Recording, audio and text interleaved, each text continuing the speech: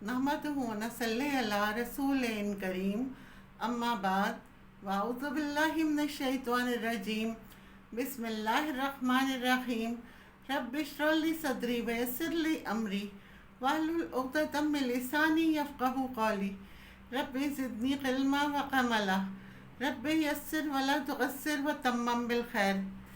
एक फ़रिश्ता जो लाखों साल से अल्लाह की इबादत में मसरूफ़ है, अपने करीब से एक इंसानी रूह को वो गुज़रते हुए देखता है और ये देखकर वो हैरान रह जाता है कि इस रूह के पास करोड़ों साल की इबादत मौजूद है, हालांकि कुर्रे अर्ज़ यानी ज़मीन पर वो शख्स कुछ साल गुजार कर आया है। वो फरिश्ता हैरत में डूब जाता है कि ये कौन सा ज़िक्र करता है कि जिसकी वजह से इसे करोड़ों साल की इबादत का सवाब मिला है।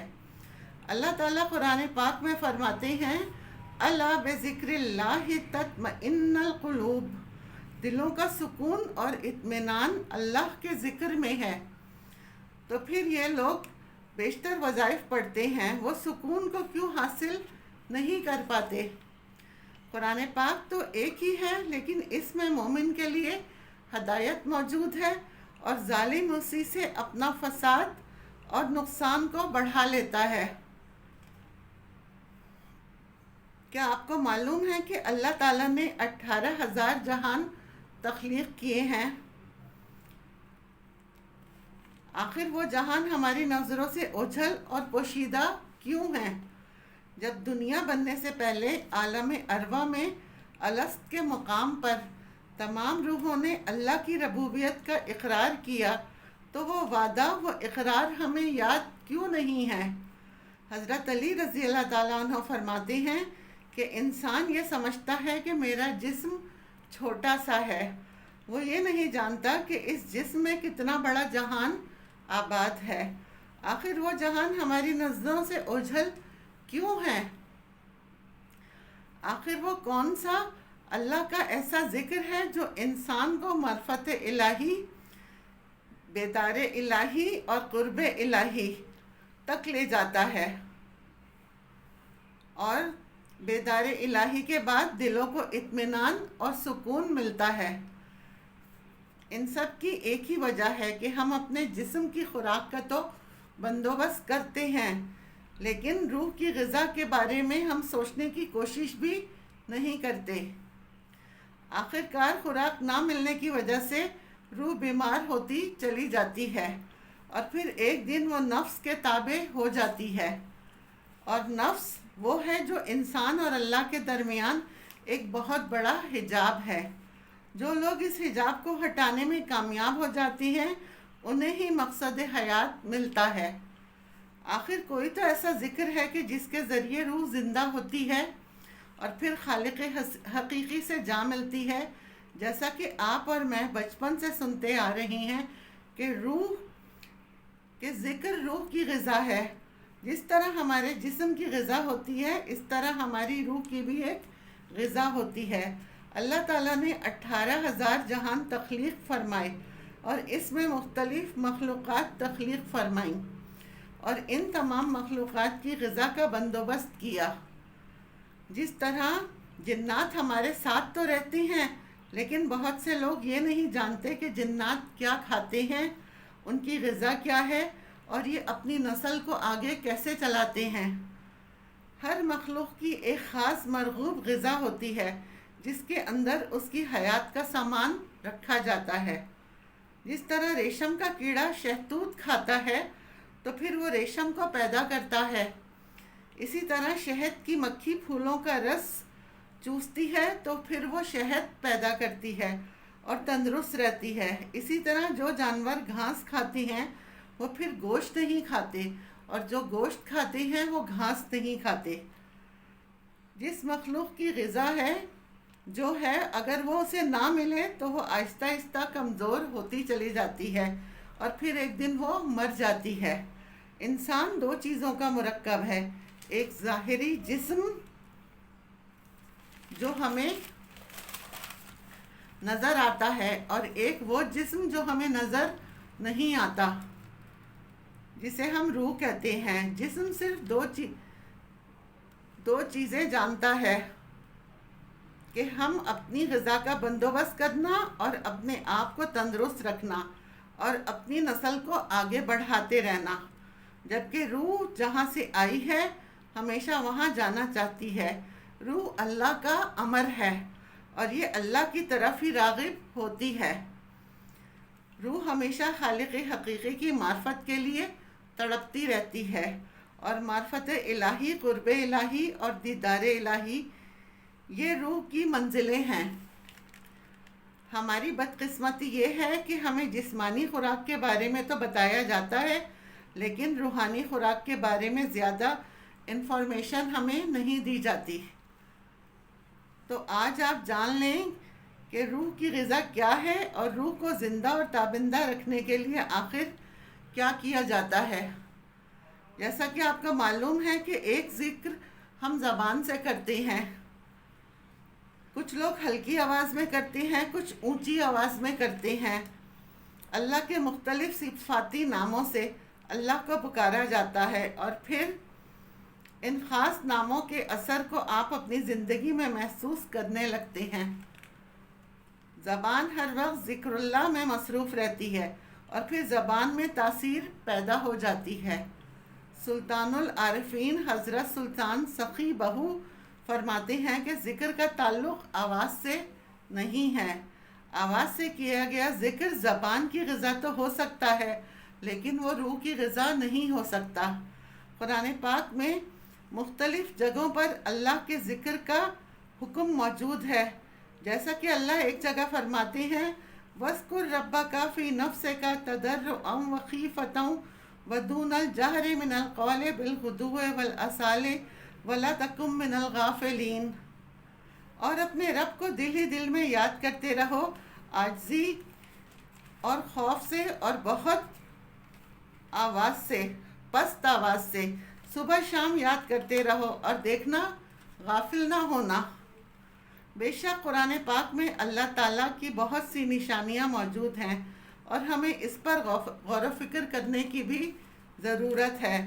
اب یہ خفیہ طریقے سے کیے جانے والا ذکر دوسرے اذکار سے یہ بالکل مختلف ہے۔ برصغیر پاک و ہند میں بہت سے صوفیہ کرام کا سلسلہ چلتا آیا ہے، اور بہت سے صوفیہ کرام نے ذکر کا تعلق سانسوں کے ساتھ بتایا ہے۔ بہت سے لوگ کلمہ طیبہ کا ذکر سانسوں کے باہر جانے اور اندر آنے پر کرتے ہیں۔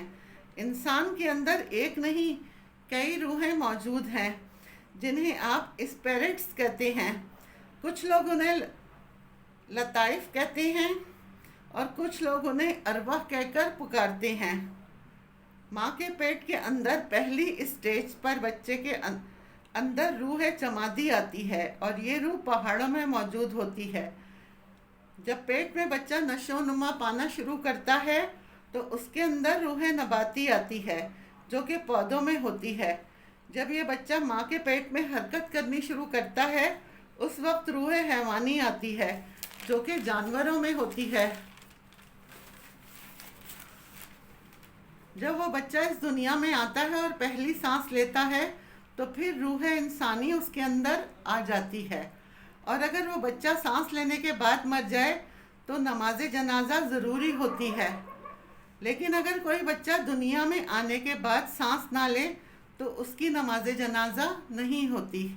اس کی وجہ صرف یہی ہے کہ نماز جنازہ صرف روح انسانی کی ہی ہوتی ہے۔ یہ مختلف روحیں اللہ کے مختلف اذکار سے زندہ ہوتی ہیں، اور یہ روحیں سیٹلائٹس کا کام کرتی ہیں۔ کسی روح کا تعلق پہلے آسمان سے ہے تو کسی کا دوسرے آسمان سے، کسی روح کا تعلق تیسرے آسمان سے ہے اور کسی کا چوتھے آسمان سے۔ یہی وہ ارواح ہیں جو کبھی شہداء کرام سے ملاقات کرتی ہیں، تو کبھی انبیاء کرام سے، کبھی اولیاء کرام سے ملاقات کرتی ہیں، اور کبھی اللہ کے قرب تک پہنچ جاتی ہیں۔ کون سا ذکر روح کی حقیقی غذا ہے؟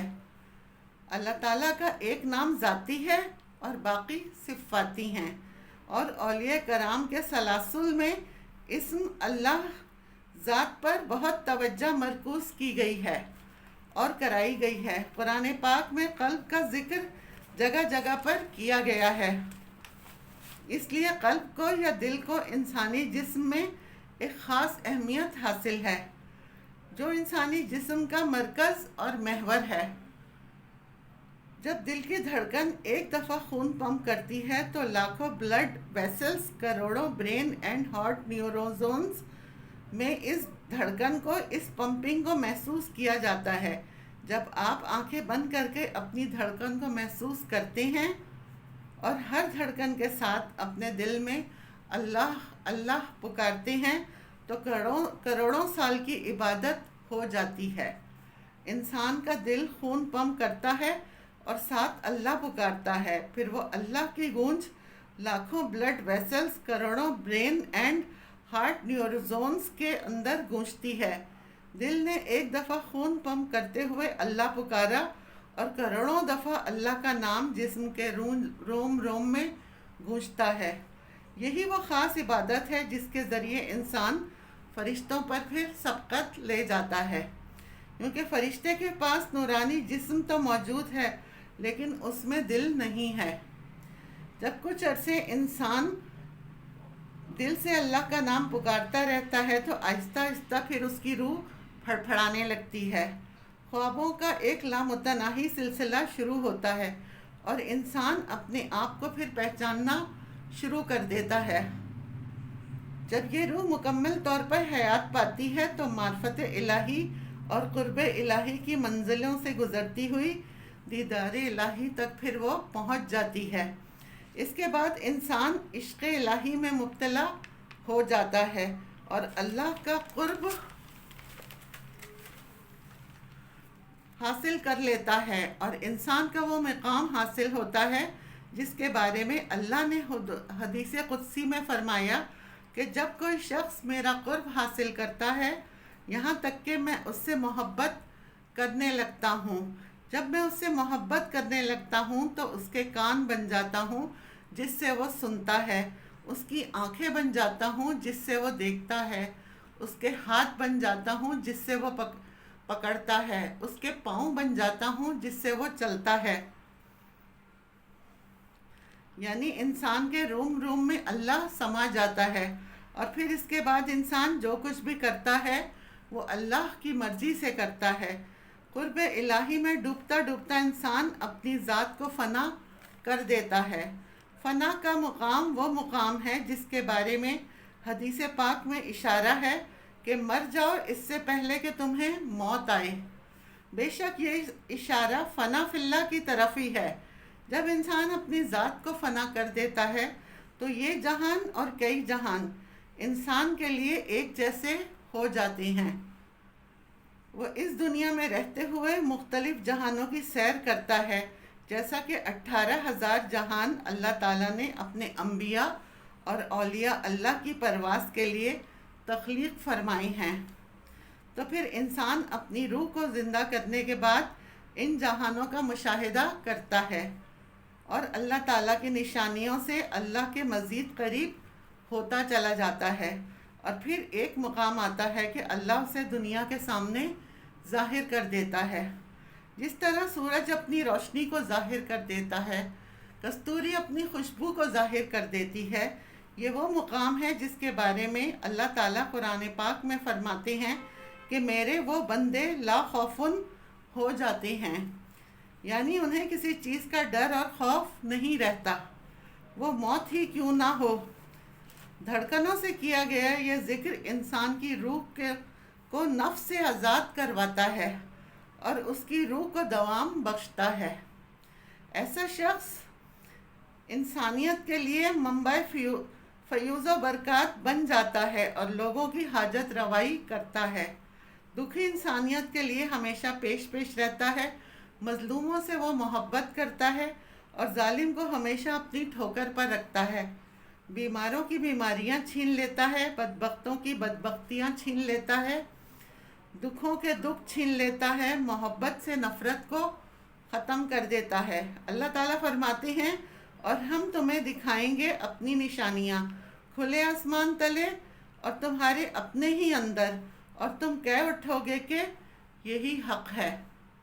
تو اللہ کی پہچان اللہ کی نشانیوں سے کی جا سکتی ہے۔ اور اللہ کی نشانیاں اسم ذکر اللہ، ذکر اللہ ذات سے ظاہر ہوتی ہے۔ جب لاکھوں کروڑوں اربوں فرشتے اللہ کی عبادت کے لیے موجود تھے تو پھر انسان کا تخلیق کرنا صرف عبادت کے لیے نہیں تھا۔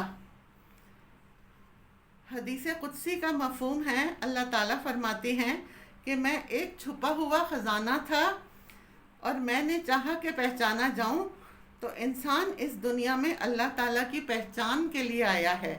اس پہچان کو معرفت الہی کہتے ہیں۔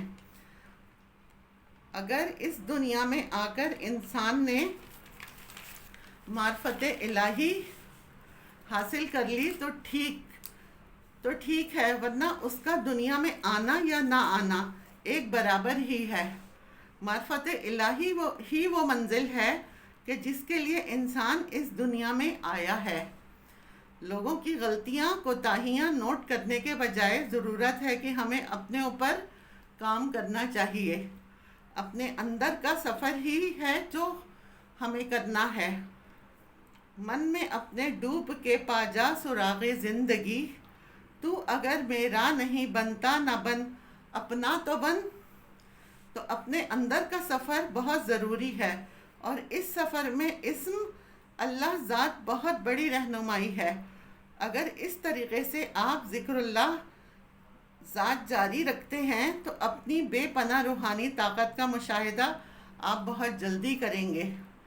آپ دیکھیں گے کہ ذکر اسم اللہ ذات کے لیے کیسے آپ کی زندگی میں روشنیاں لے کر آئے گا۔ آپ کی روح روشنیوں میں نہانا شروع کر دے گی۔ آپ کی آنکھوں کے سامنے ایسے ایسے جہان کھلیں گے جو آج سے پہلے آپ نے نہیں دیکھے ہوں گے۔